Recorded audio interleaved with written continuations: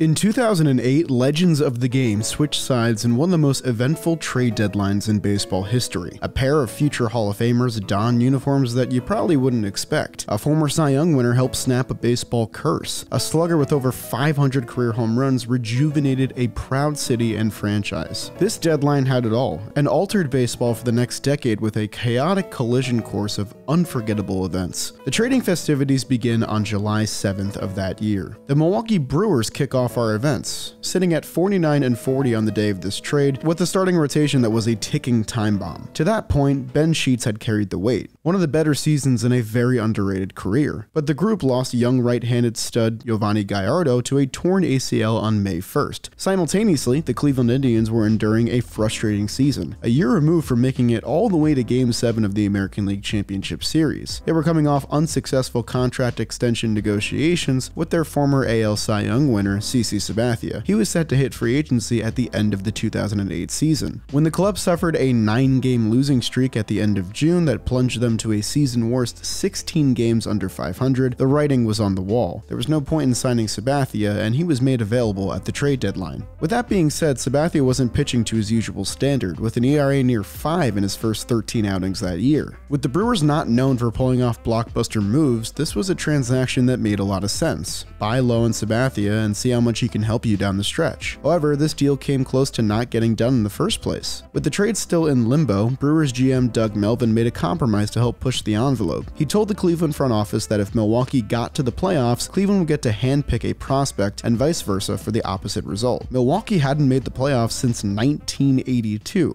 a 26-year postseason drought. But CC made his presence known immediately with 3 consecutive complete games in July. He'd start 6 more games in August, winning all 6 and going 8 or more innings in 4 of them. Despite entering a contract year and potentially risking millions of dollars with injury, CC Sabathia would start 3 of the final 8 games of their season, with each start only coming on 3 days rest. He ended up getting the win in Milwaukee's playoff-clinching victory against the Cubs with his 7th complete game in 17 starts. He had one of the best second halves of any pitcher in MLB history. He finished 5th in NL Cy Young voting despite only pitching half the year in that league. CC threw 7 complete games in 17 starts with the Brewers, and in the over 2,000 games since, the Brewers have just 16 complete games. After their abrupt playoff exit in the NLDS, the Brewers did make a push to bring back CC on the long term, but Sabathia ended up departing for the Yankees at 8 years for $160 million. And with Milwaukee having made the playoffs, Cleveland got their pick of what prospect to take in finalizing the trade, and they wisely selected outfielder Michael Brantley. Brantley became a cornerstone piece, with over 1,000 games played in a decade-long stretch. His peak came from 2013 to 2015, where he was one of just 11 players in baseball to hit over 300 with an OPS plus at least 25% better than league average over a trio of seasons. Also leading all of baseball with 116 doubles in this window.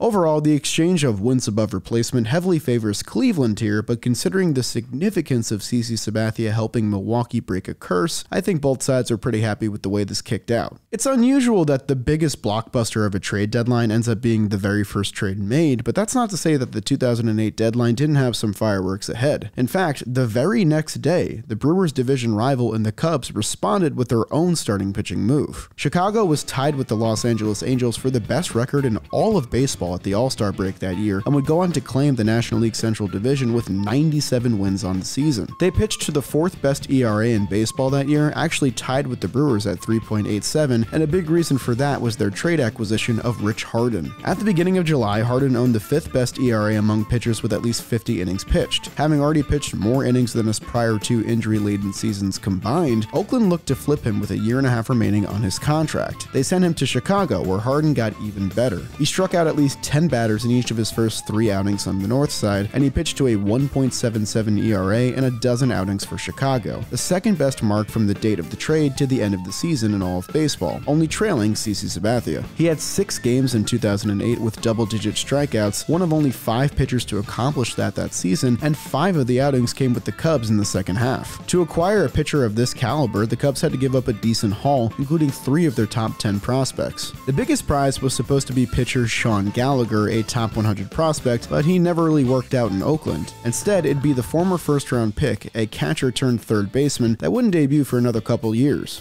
In 2010, Josh Donaldson would finally surface for the Oakland A's, and after more seasoning at AAA and his position switch coming official, he'd make a substantial impact starting in 2013. At 27 years old, Donaldson shockingly finished 4th in American League MVP voting, hitting over 300 with 24 home runs in his first full season. From 2013 to 2014, Donaldson ranked 8th with his 136 OPS plus and 7th with 53 home runs. From 2013 to 2016, only Josh Donaldson and Mike Trout registered at least 7 wins above replacement every year of that window. His own feud with general manager Billy Beane over contract extension talks would have him traded before the 2015 season, where he would win the MVP award for the Blue Jays. In fact, the trade itself was sparked by a dispute between Beane and Donaldson in 2014, where Donaldson kept calling Billy Beane Billy Boy, which is not the most creative insult, but it was enough to get him sent to Toronto. While Donaldson is more remembered for his time in Toronto, he ends up tripling the B-WAR value provided by Harden for the Cubs in his time with Oakland. The Oakland A's continued their sell-off in 2008 by continuing to deal from their starting rotation, sending away another pitcher 9 days later. A year removed from leading the league in games started with 230 innings pitched, Joe Blanton had underwhelmed at the halfway point of the season. Still, a Phillies pitching staff that already featured an elite youngster-veteran combo of Cole Hamels and Jamie Moyer looked to add even more.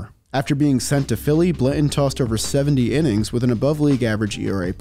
His best moments came in October, however, securing a quality start in Game 4 of the World Series against the Rays, a game that he not only got the win in, but also managed his only career home run in as well. He remains the last pitcher to hit a home run in the World Series. We're all waiting on you, Shohei. Blanton would pitch in the red pinstripes through 2012, making 100 starts total for Philadelphia. He was routinely underrated and became the unfortunate butt of the joke with the future Phillies rotation that featured 4 aces in Halladay, Hamels, Lee, and Oswalt. They became known as the 4 Aces and Joe. Cole, you were the only one at this table with a ring. Looking at the guys to your right. Joe's got one. Oh, I'm sorry about that. I know you forget about me, but it's okay. Another 9 days later, and we arrive at the week of the trade deadline itself. The 2008 Cleveland squad looked to continue the teardown of their once accomplished team, kicking off a much-needed rebuild. After seizing a haul for their ace in CC Sabathia, Cleveland looked to shop their longtime third baseman and corner outfielder, Casey Blake. He had held down both positions over 2 full seasons apiece since 2003 and averaged 20 home runs a year. In his final season before hitting free agency, Cleveland sent him away to the contending Dodgers, who looked to add reinforcements to an ailing lineup. Los Angeles plummeted as far as 6 games under 500 come the end of June, but a 16-10 record in July propelled them back into buying status, as a 500 record was enough to compete in a lowly NL West. The NL West is one of the most fearsome divisions these days, but back in 2005, all you needed was 82 wins to be division champions. Casey Blake's bat and glove was a welcome addition to the infield. He hit 10 home runs in just 58 games and ended up signing back with the Dodgers in the offseason, playing there until 2011. He managed a 108 OPS plus in over 400 games for Los Angeles, the exact same value he registered in Cleveland and double the amount of games there. Just a remarkably consistent player. In return, Cleveland got a decent package, including the Dodgers' number 6 prospect, pitcher Jonathan Malone. He'd never pan out at the major league level, but the second player included was a switch-hitting catcher out of the Dominican Republic, coming off a breakout season at High A and Double A. In just 2 years' time, Carlos Santana would surface for Cleveland after skyrocketing to the top of their prospect chart, number 11 in all of baseball. Though Santana wouldn't last behind the dish, he quickly established himself as a savant of plate discipline with plus power, and he'd go on to hold down first base in Cleveland for 8 straight seasons. And listen, man, I don't care if he ruined rank mode in this year's MLB The Show, he's still my GOAT. From 2011 to 2017, Carlos Santana was one of just 4 players to play in over 140 games and manage an OPS plus above league average in every single season. If you thought Casey Blake was consistent, Carlos Santana puts him in the dust. His 689 walks in this same window trailed only Joey Votto for the most in all of baseball. He ranks 6th all-time in Cleveland's franchise history with 216 home runs in their uniform, and 2nd all-time only behind Jim Thome with nearly 900 free passes. The Dodgers likely could have navigated a trade for a bat without parting ways with Santana, but Blake ended up being a solid player for 4 seasons there. Still, the exchange of B-WAR heavily favors Cleveland, much like it did in the Brantley swap as well.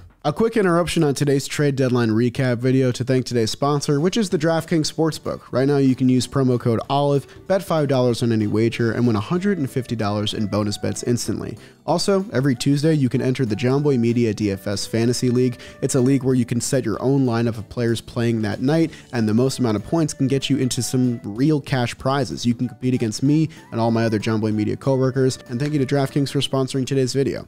Now let's get back to the 2008 trade deadline. Just a few days later, a two-time Gold Glove and Silver Slugger winner would be dealt with 2 months left on his expiring contract. At the trade deadline a year prior, the Atlanta Braves traded away a king's ransom worth of prospects to acquire first baseman Mark Teixeira. In the initial swap, they sent Texas 4 of their top 5 prospects, all of whom were featured on a top 100 prospects list. This massive trade helped Texas build a World Series contender, receiving their starting shortstop Elvis Andrus, feared closer Neftali Feliz, reliable left-hander Matt Harrison, and backstop Jared Saltalamacchia, all for a year and a half of service from Mark Teixeira. To his credit, Teixeira had lived up to his billing despite switching teams. In Atlanta, he clubbed 37 home runs with an OPS well over 900 in a full season's worth of games between seasons. But the Braves had no choice but to trade him. The Braves would only receive the Angels' number 9 prospect, Stephen Merrick, who never made it to MLB as a pitcher, and first baseman Casey Kotchman, who had been fine, but definitely wasn't Mark Teixeira. The Angels rode Texas' hot bat to their only 100-win season in franchise history that year. In his first playoff series ever, Teixeira put together 3 multi-hit games, but the Angels would lose the series in 4 games despite being the heavy favorite. Anaheim got all the mileage they could have wanted out of Teixeira, with nearly 4 wins above replacement in just a 2-month span. He'd go on to sign an 8-year, $180 million deal in the offseason with the Yankees. The Angels did try to bring back Mark Teixeira, but instead got a compensation draft pick for their efforts.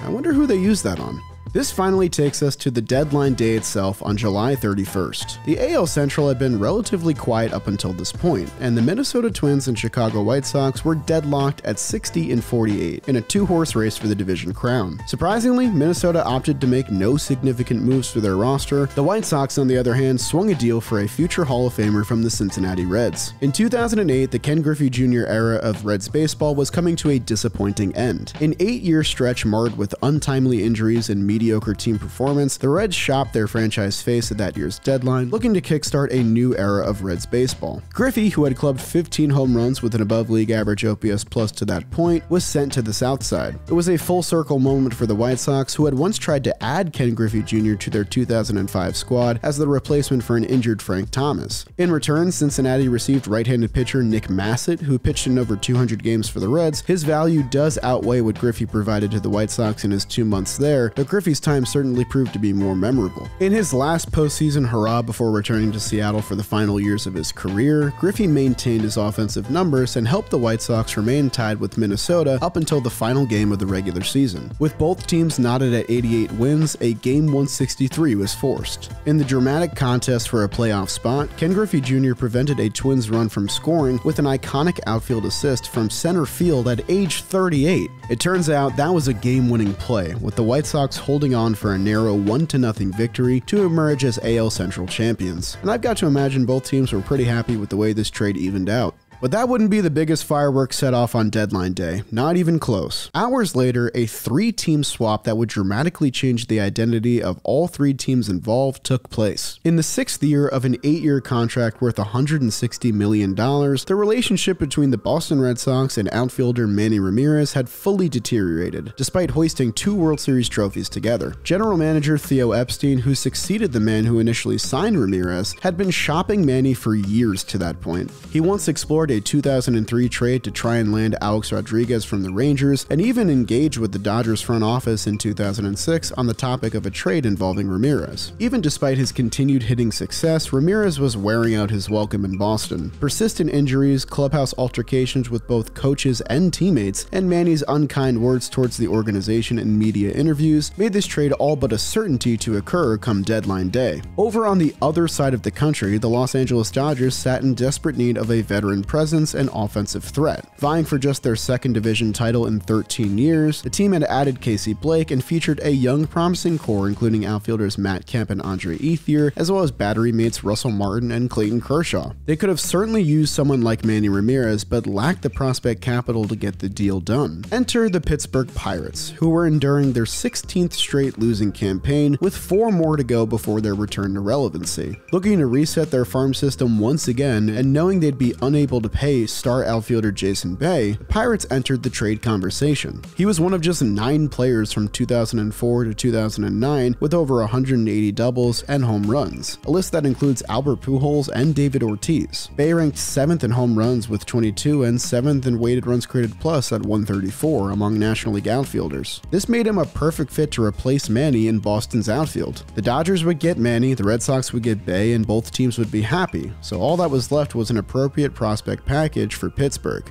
The Pirates received Andy LaRoche from the Dodgers, who at the time was the number 13 prospect in baseball according to Sports Illustrated. They also received Brian Morris, the Dodgers' first-round pick from the 2006 draft. From Boston, they received Brandon Moss, who'd become a late bloomer for the Oakland A's, and Craig Hansen, another former first-round selection. As you can tell by these names, Pittsburgh definitely got the short end of the stick here. As for the 2-star outfielders, a change in environment only made them stronger. Manny Ramirez caught fire in his new uniform. He posted an absurd .396 batting average with an unprecedented .221 OPS+, leading all qualified batters in those 2 stats, as well as on-base percentage, slugging percentage, RBIs, and WAR. He ended up 4th in National League MVP voting despite only playing 53 games in the league. Dodgers attendance skyrocketed, left field was renamed Mannywood. In 54 games with LA, he led the club to a 30-24 record to win the National League West. When the lights got brighter in the playoffs, he was somehow even better. Manny went 13 for 25 with 4 home runs and 10 RBIs on their postseason run, helping propel the Dodgers to the NLCS.